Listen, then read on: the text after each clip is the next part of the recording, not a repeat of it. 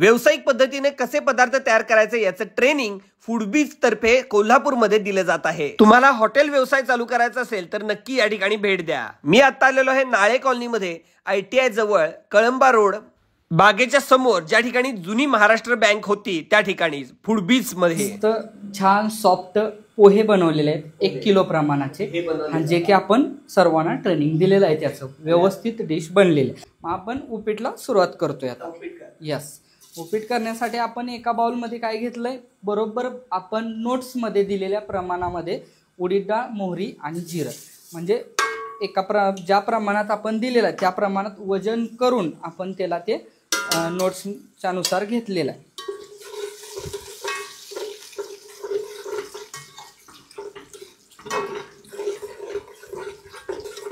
आपण 1 किलोच्या प्रमाणात आता उपमा करत आहोत। पाणी गरम नाही केलं तरी चालते, परत आपण इथं उकळणारच आहे थोड्या वेळा। मोहरी, जिरं आणि उडीद डाळ चांगलं तडतडलंय असं जाणवलं की आपण ह्यामध्ये कढीपत्ता पहिला टाकतोय। कढीपत्ता टाकल्यानंतर पहिलं हिरवी मिरची, पोह्यात पण पहिलं हिरवी मिरची टाकली का, तर तेलामध्ये हिरवी मिरचीचा फ्लेवर गेल्यामुळं तिखट होतं आहे प्रमाण सगळं, आणि ते बरोबर हिरवी मिरची पण भाजली जाते आणि त्याला तिखटचा जो एकदम हे येतं आहे फ्लेवर, तो ओकेमध्ये येतो। त्यानंतर आपण काय केलं आहे, कांदा घेतला, ठीक आहे। आता हे आपण चांगलं कांदा भाजून घेतो, टोमॅटो लगेच टाकत नाही कारण कांदा पहिला व्यवस्थित भाजण्यासाठी, ठीक आहे।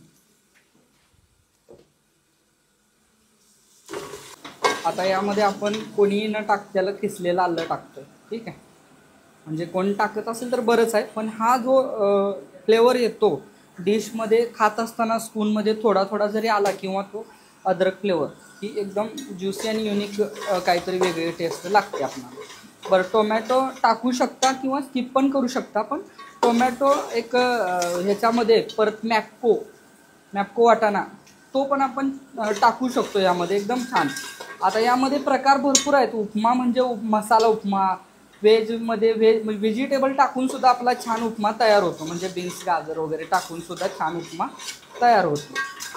चांगला कांदा मस्त छान थोडासा भाजला की मग यामध्ये आपण टोमॅटो टाकतो। ह्याचं पण बरोबर आपण दिलेल्या पद्धतीनं वजनावर कटिंग केलेलं आहे, जे की आपण 2 पटीच्या पुढे, ठीक आहे, म्हणजे 1 किलोला 2 पटीच्या पुढे।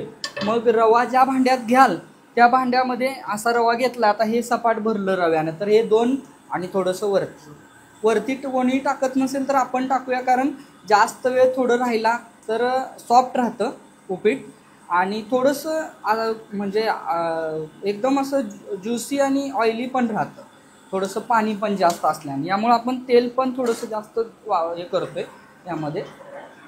आता ते टेबल स्पूनचं माप आणि ह्या स्पूनचं फरक पडतोय। हा स्पून 10 ग्रॅमपर्यंत पण होते, पण यामध्ये काय आहे, आता यामध्ये मीठ आलं तर 10 ग्रॅम पण होते, साखर आली तर थोडं कमी, म्हणजे साखर मोठी होते ना त्यामुळं, ठीक आहे। यामध्ये आपण मीठ आणि साखर टाकलेलं आहे आणि कोथिंबीर टाकलेली आहे, ठीक आहे। बरं, यामध्ये आता तुम्हाला मसाला उपीट ऑर्डर आलं तर पद्धत सेम वापरायची, फक्त यामध्ये तुम्हाला मसाला त्या पार्टी काय म्हणते बाबा, हेवी पाहिजे, मीडियम मसाला पाहिजे, तर त्यानुसार तुम्ही जिरेपूड, धनेपूड, थोडंसं मटन किंवा चिकन मसाला, एकदम परफेक्ट आणि टेस्टी होतं। ते पण एकदम सॉफ्ट तर होणारच आहे, फक्त मसाला उपीट म्हणजे हे असं आपण करू शकतो, अशी पद्धत आहे याची। आता लक्षात ठेवा की उकळी आल्यानंतर मग दूध, तुम्ही म्हटला दूध, तर दूध न फुटणं लास्टला टाकणं, त्यानंतर आपण लगेच रवा टाकायला घेणार आहे, फुटायचा काही प्रकारच होत नाही, जाणवत पण नाही की हे झालं। पण दूध का टाकायचं, तर व्हाईट आणि दुधाची एक फ्लेवर, तो दूध फ्लेवर ह्यामध्ये पण येतो, आणि दुधामुळं आपण कांदा टोमॅटो भाजत असताना ऑइली थोडंसं काळपट दिसत असेल तर दुधामुळं व्हाईट होतं आणि डिशमध्ये स्वच्छ आणि व्हाईट कलर येतो त्याचा। मीठ साखर थोडंसं जास्त लागल्यासारखं लागतंय का, आणि हे पाणी म्हणजेच एकदम आत्ताच उपीट खाल्लंय का काय, एवढी भारी टेस्ट ह्याची तयार होते, म्हणजे अजून रवा टाकायच्या आधी, ठीक आहे। त्यात आपण आता दूध टाकलं.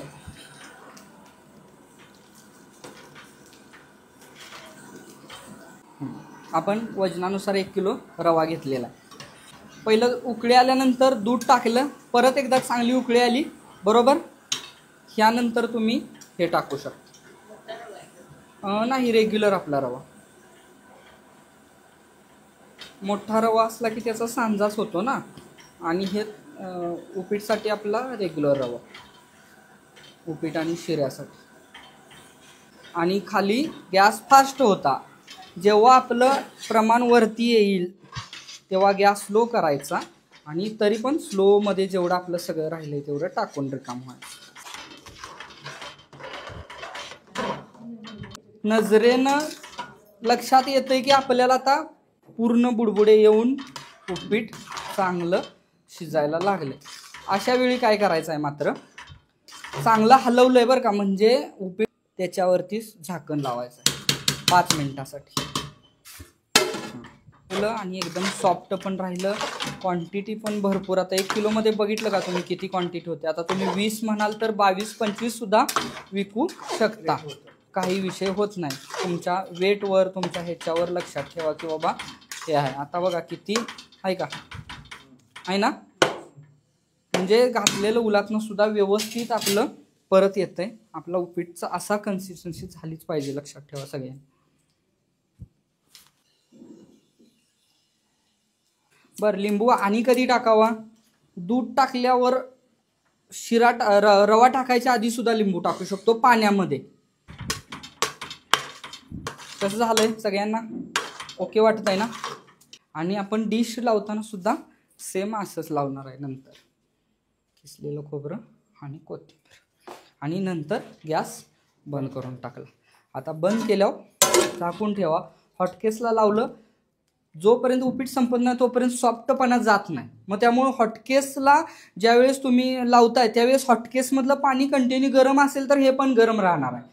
आणि जर पाणी थंड झालं तर गडबडीत ते काय जरा कठीण वगैरे होऊ शकतं, पण एवढं नाही होत. हे हाय असं राहतं बऱ्यापैकी. नेहमी रवा भाजायच्या आधीच्या वेळेपासून पाणी गरमला लावतोय. ज्या वेळेस पाणी टाकणार आहे त्याच्या आधी पाणी भरपूर उकळलेलंच असावं, आणि ते टाकण्याच्या वेळी रवा बरोबर लालसर भाजण्याची वेळ यायला हवी. हे सगळं मॅच व्हायला पाहिजे, लक्षात ठेवा सगळे. 450 टाकू.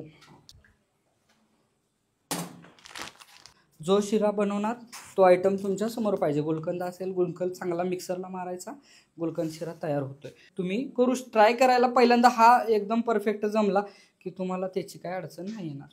रवा बरोबर मोजून आपण 1 किलो इथं घेतलेला आहे. लक्षात ठेवा की तेल गरम होणं गरजेचं आहे. तेल गरम झाल्यावरच मग आपण कणीदार तूप म्हणतो तसं तूप चांगलं आहे ते टाकलेलं आहे आपण. तो आपण इथं वापरतोय. मग तो मिळतोय मार्केटला. बुश कंपनी जरा ब्रँडेड येते आणि चांगले फ्लेवर हे असतात कलर्सचे हे, आणि ते आपण वापरतो इथं. ठीक आहे.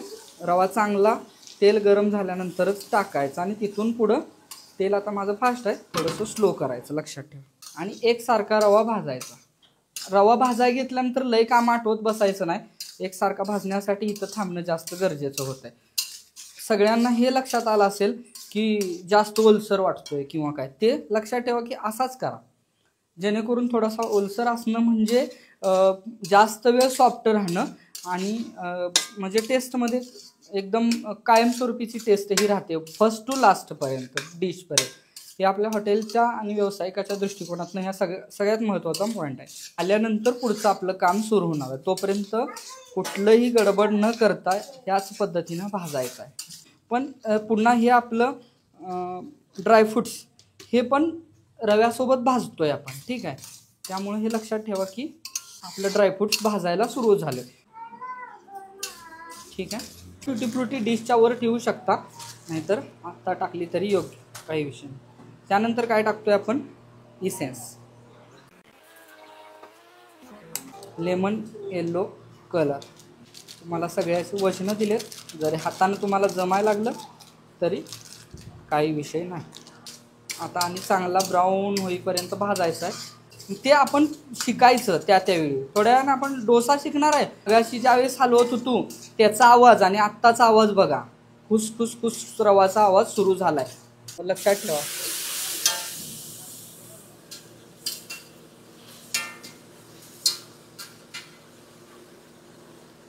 स्लो कर गॅस खाली.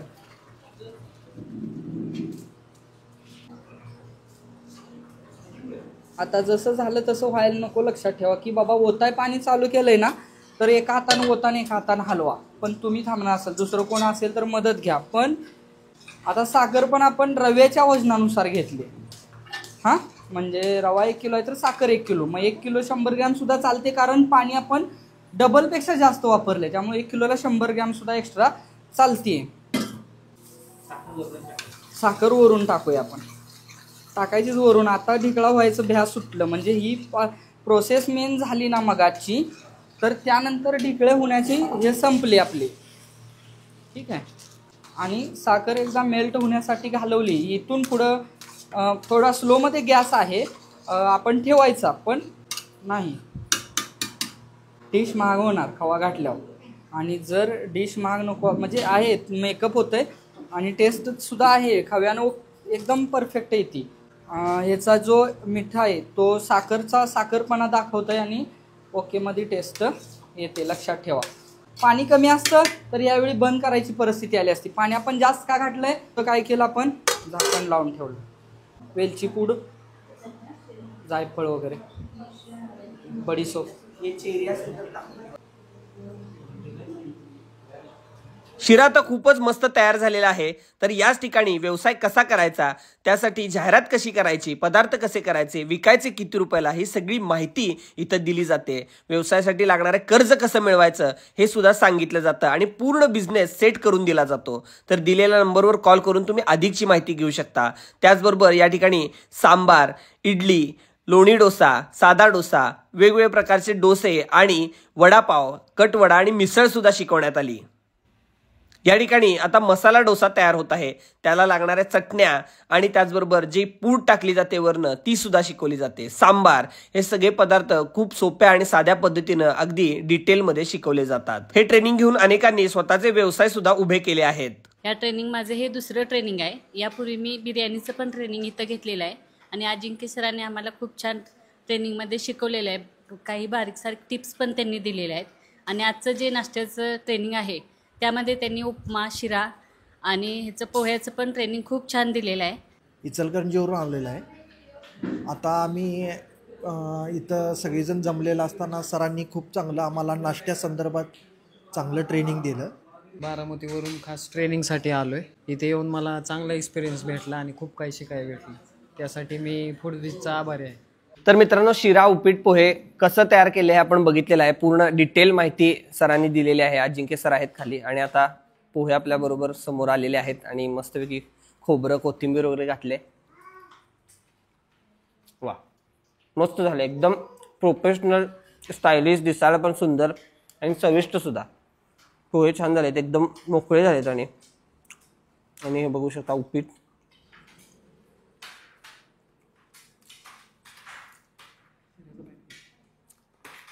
मस्त. उपीट सुद्धा क्वालिटी झाले एक नंबर आणि अगदी बाहेर जसं मिळतंय, व्यावसायिक जसं करतात तशाच पद्धतीने याची टेस्ट पण आली आहे आणि खूप छान टिप्स सरांनी सांगितलेत.